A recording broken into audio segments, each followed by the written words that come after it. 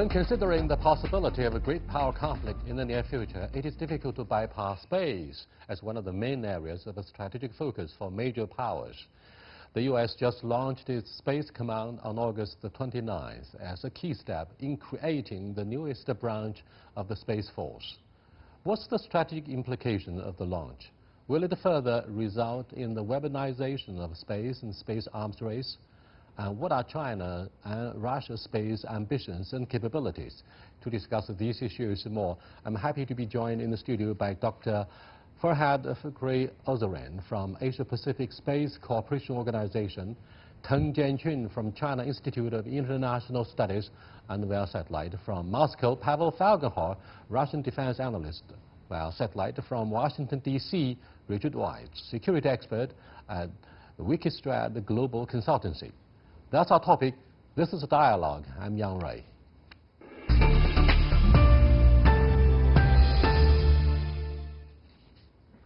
Welcome to our dialogue, gentlemen. What are the strategic implications of this latest launch of the Air Command by the U.S. government at this particular moment? Dr. Ozarian. As EPSCO, I can say that, in fact, we are dealing with the peaceful part of the space-related issues in EPSCO. I think this kind of issues will increase the improvement of scientific information, and the impact will be very nicely here for our use. But, of course, as EPSCO, we are not dealing with the war things. This is another issue for us. But I think for scientific people, it will be very interesting for the future, coming future. Gentlemen, do you see eye to eye with Dr. Ozarian that this Air Command or Space Command is intended to establish a mutual trust on the platform of scientific research in the outer space? No, I don't think that way. It's actually a result of the human being productivity. You know, military has been the most sensitive area to absorb any, high tech and science in our society. And this time we have witnessed the fast development of technologies in our space. Of course, this funding of the new command in the U.S. Armed Forces, we can say this is actually an ambitious plan by President Donald Trump. He would like to label the funding of this command with his own characteristics or his own style to be the number one, or to be the founder of the our space service. So this is actually a very complicated situation we are facing now, especially when we're talking about the coming president election in the United States. This might be a good step for President Trump to get more and more support from the military complex. Thank you so much. Let me go to Mr. Pavel Falkenhor. Hello, Pavel. What does President Trump actually want to achieve with the abolition of INF in the first place, and then the command, the Space Command? Do you think there's going to be a very expensive arms race in the outer space?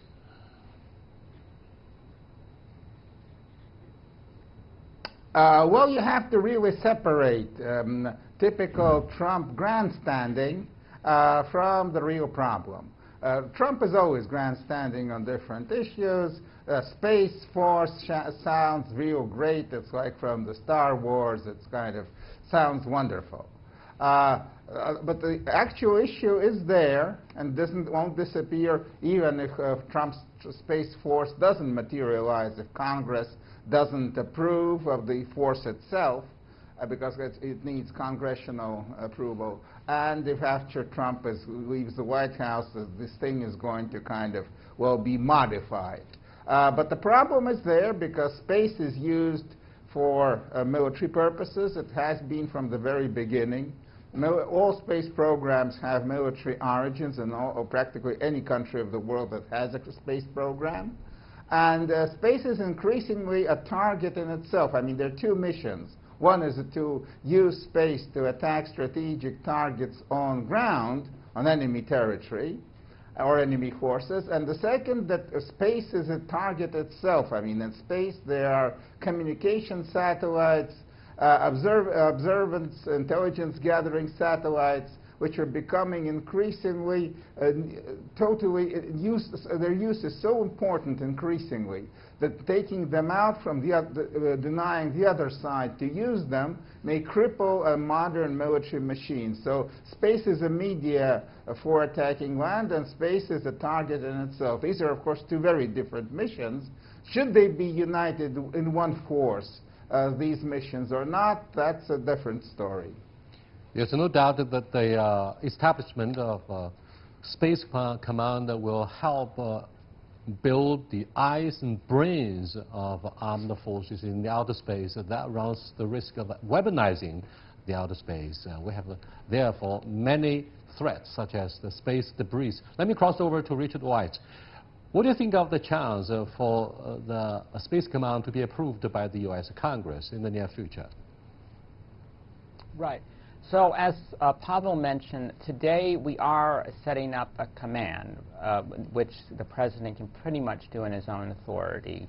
But what is under debate is whether to set up a separate space force. So rather than just move around some organizational boxes, here the question is, will Congress pull apart the Air Force and pull away from the Navy, the Army, and others all the assets that deal with space and put them in a special force so that that will focus on space? The U.S. actually had a Space Command about 15 years ago, but then decided to merge it into a strategic command to deal with cyber, nuclear, and space together. But what happened was space tended to be neglected. So there's general support in Congress to do this, but there's differences over what should go into the new force, what it should be called, and the Army, Air Force, and Navy, of course, are fighting a rearguard action to hang on to pieces of what they have. So it's still not certain when it will be set up and what it will look like. Let me go back to Pavel. Back in 1983, late U.S. President Ronald Reagan launched the Strategic Defense Initiative, or SDI. Everybody understood that it's called Star Wars. Now, what are the differences, if any, between the Space Command, the Space Force, and the SDI?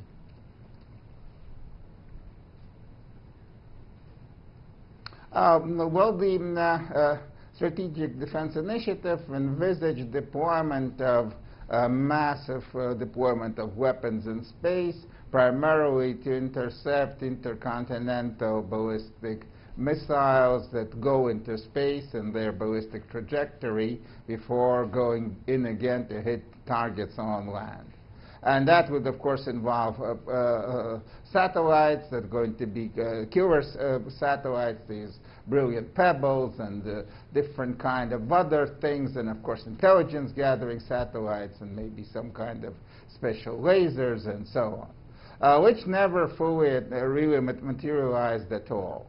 What we're talking right now about is a bit different. Of course, the desire to have a space echelon of missile defense has never disappeared. Will that be realized or not? That's one thing. Another thing is that increasingly space is becoming used, essentially used, by modern militaries. And knocking out enemy assets in space is very important. For that, actually, in some cases, maybe you would need to put something in orbit. Maybe you can use assets on the ground to take out satellites by missile or by electronic warfare means.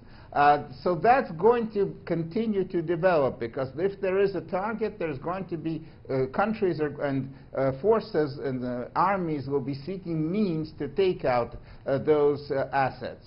So measured race in space most likely is inevitable. And unlike the SDI, which was more of a scare program to scare the Soviet Union into using too much resources to counter a threat that was actually more imaginary than real, now we're talking about real things, and this is which means it's much more sinister, I would say, than SDI.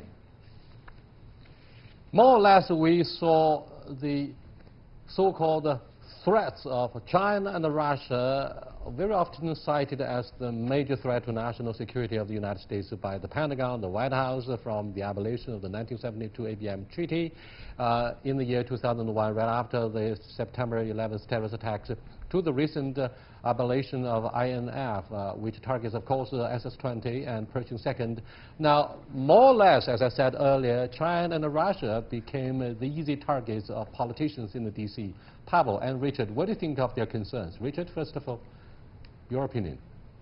This is, it's a fact, though, that the nature of space, the space warfare domain, the space environment has changing.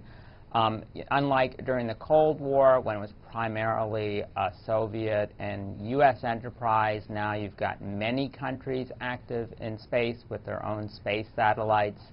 Other countries have been able to interfere with space communication simply by using cyber jamming and so on. Even non-state actors are heavily involved. In the U.S., you've got companies launching their own satellites. You've got a series of changes in terms of the number of satellites out there. There are just many more. And you've got examples of recent attacks on satellites from China, for example, and then more recently India. So I think it's a genuine fear. I think that there's a genuine concern that the U.S., which relies heavily on satellites, will find them damaged unless they're able to develop means to defend them and threaten to retaliate from those who attack them. Pavel? What do you think of their concerns on China and Russia? Well, there's, of course, this initiative by Russia and China. Yeah, Russia and China together have been proposing a treaty to ban weapons from space, which is, of course, a great idea. Big problem is it's almost impossible to verify such an agreement if it's signed, and it doesn't seem that the United States is, or maybe even others, are very enthusiastic of building such an international treaty. Basically, it has been well demonstrated that satellites may be attacked using assets deployed on ground, and not only missiles, but also cyber capabilities. How can you ban that? And it's very hard to monitor. And of course, I mean, nuclear weapons, it's one thing, maybe you could monitor nuclear weapons, say deployment in space. And deployment in space, well, Soviet Union even had such missiles, the R-36O orbital or orbitalnaya, which could go into space and then become a satellite and then go down and attack a target, which turned out to be not a very good idea. I mean, it didn't give much additional capabilities and was abandoned. But, I mean, you can maybe see that that's not happening. But how can you monitor a non-nuclear kinetic warhead? How can you say, does this satellite have it or not? So a great idea to ban weapons from space, almost impossible to verify and implement. And also, of course, it needs trust between Washington, Beijing, and Moscow, which is right now absent. At least Washington doesn't have any trust to the other two capitals. Talking about trust, it just sounds like a luxury for all players. Now, Dr. Othering, we've been talking about the allegations on China and Russia's threats. Has President Trump orders the launch of a space command? What do you think of the most likely response from China and Russia? Will their concerns be justified? I don't think so. You don't think so? Let me answer as a scientist, because I'm on that part. 1 month ago, I joined a meeting in Zhuhai, and it was about the 4th International Conference of Lunar and Deep Space Exploration. And I was fascinated by the work of Chinese scientists and also the Russian side. I think these kind of achievements are scaring them somehow. I'm not just saying their thing, but I think they just put this kind of things to be one step further than Russia and China. This is good or not, I don't know as a scientist. In fact, I don't believe in any kind of that war things or... But do you have a strong feeling, Dr. Osri? Yes, yes, with, certainly. with the abolition of IMF and the establishment of Space Command, we are returning to a Cold War. Kind of, yes. Kind Unfortunately, of. This scares me this is personally, scary. and as a scientific community, we don't like this, to be honest. Yes, this is... You love to see the peaceful evolution of exactly, space technologies. But is this wishful thinking, Jianqun? I think this is not a real Cold War in our space. Actually, this is a competition among major powers. If you have such a capability, you can go ahead because there is no limitation. You mentioned treaty agreements by the international community, but nowadays I don't think the United States would like to have such a treaty agreement to gave some obstacles on its way to go ahead because the United States it possesses the most dominant technologies in our space. So I think this is a very crucial moment for our international community to think about the way can we really have a peaceful use of our space. The answer might be no, because of the major powers. They would like to possess such a dominant position in our space competition. So this is actually a competition. If you have such a competition, you can do that, just because of the lacking of the international agreements to set some rule of law or code of conduct in this area. What do you think of the latest decision by President Macron to establish the French equivalent of Space Force and Space Command? Is that a direct response to the announcement by President Trump, or he sees the growing threats, quote unquote, from Russia? If we look at this issue from the military approach, we can see this is really an echo to the announcement by the U.S. government, by President Donald Trump. If look from a political approach, you can see this is actually a tradition for France to always be a player in some high-tech games with other countries. Let me go back to Pavel. These days we see news and front page stories about what the French government is doing. Part of the development, I'm afraid, is the efforts by President Macron to seek normalization of the defense relationship with Moscow. They somehow feel the growing uncertainty coming from the other side of the Pacific Ocean, namely the unpredictability of the presidency of Donald Trump. Therefore, likewise in the area of a space command, the French government pursues its own independent policy, very much like the tradition of the Fifth Republic, ever since General Charles de Gaulle in the immediate aftermath of the Second World War. What do you think of the similarities between Emmanuel Macron and Charles de Gaulle?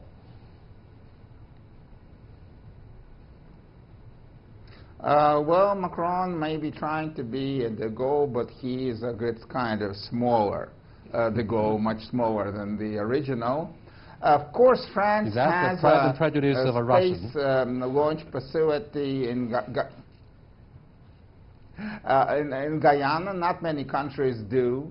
I mean, France, America, Russia, China, and so France is in the big league. It can launch almost anything into space. It has a first-class space launch facility. It has a space program, so it can have a space command and maybe even some kind of space troops. Soviet Union also had space troops and a space force. Their main mission was, of course, to send payloads into space, civilian and military alike. Then it was merged, then it was re-merged, then right now it's merged again with the Air Force. I mean, it has a checkered history. France will be developing actually weapons to take out satellites or space-based interceptors for missile defense. I'm rather puzzled. So most likely this is going to be just an announcement, though France under Macron is trying to promote, and he's talking about that, multilateralism. That's an old French position, that France is important and doesn't want to live in a world that's divided between superpowers when France is not. And so that's what France is doing. They're going to be, Macron wants to be in Moscow next May, together with Putin at Red Square. France wants to have not good dialogue with Russia. That doesn't mean that France is moving into any position to being an ally of Russia, though de Gaulle to some extent did that, but it didn't also really work out.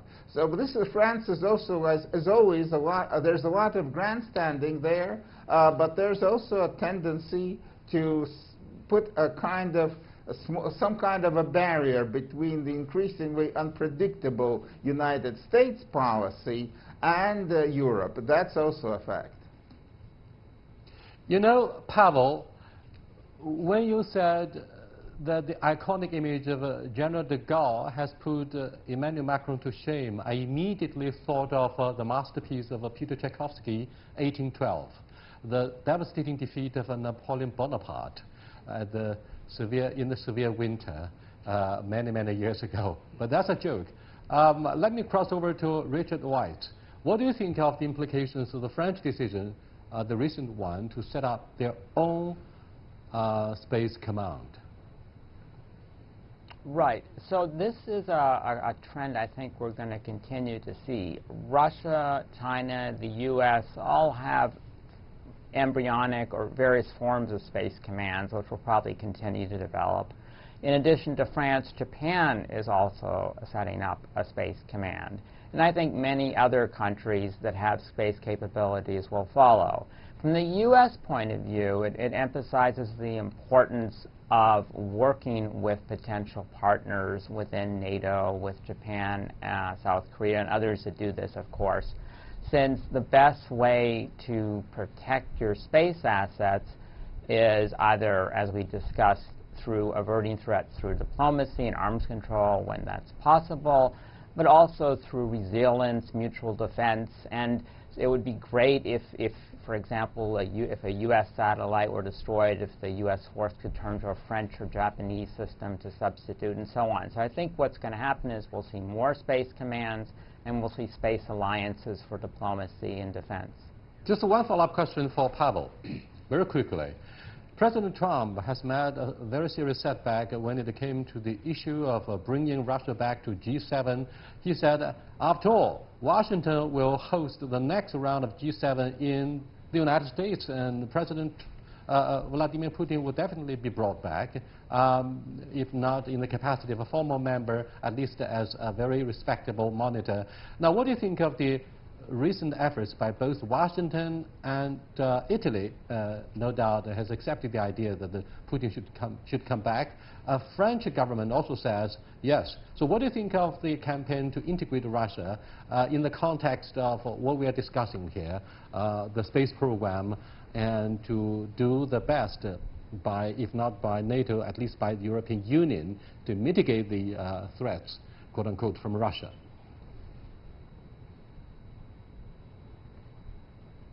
Well, of course, cooperating with Russia in different fields is important. Space is one of the places where there's very close cooperation between NASA and Roscosmos. But of course, that has a strong material base because both are running together the International Space Station, and that means that they have to work together and are working together. If there would be no space station, or either somewhere in the 20s it's abandoned, then most likely the cooperation will also begin to dissipate.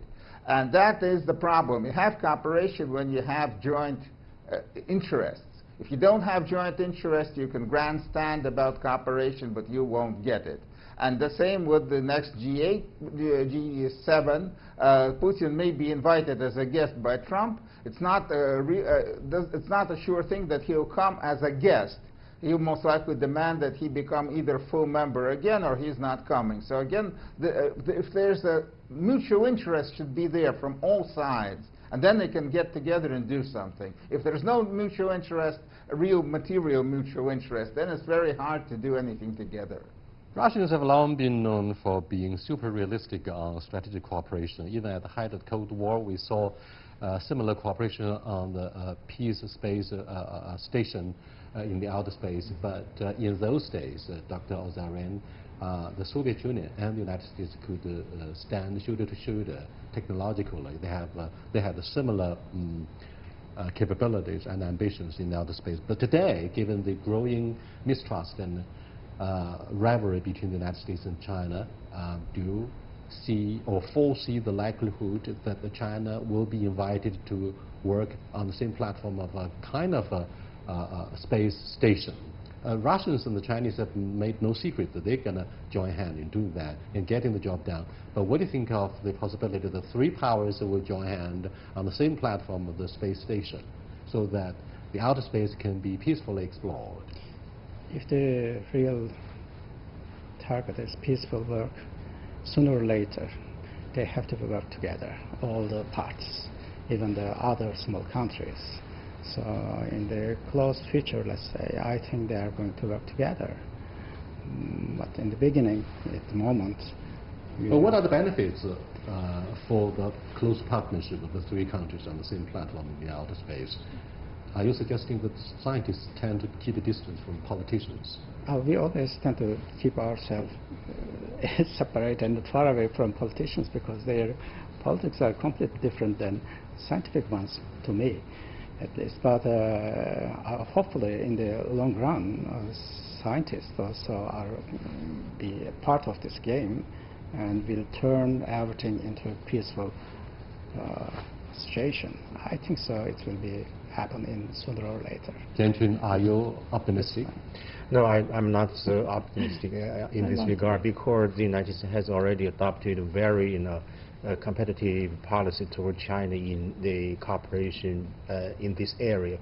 China and the United States did have good cooperation in outer space, especially in 1980s. China launched the US-made satellites and gave some other support for the outer space cooperation.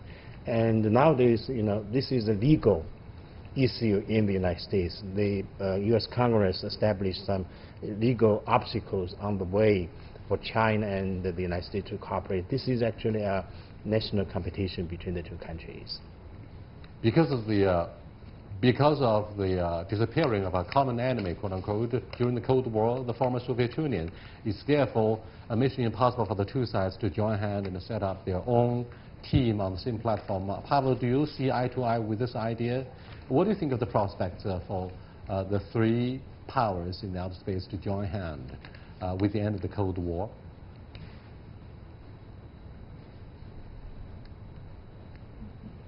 Well, that would require mutual interest and a mutual material interest, and that would need, of course, a lot of believing each other much more than right now. I'm afraid right now that seems a bit remote. Well, while we have the International Space Station, at least there is a platform where different nations can come together, and that's very good. And it's good that the International Space Station is still there for the foreseeable future. Thank you very much for your collective cautious note of optimism about what the future might hold for a close strategic partnership on the platform of a peaceful space station in the outer space to avoid the alleged weaponization. I'll see you next time. Goodbye.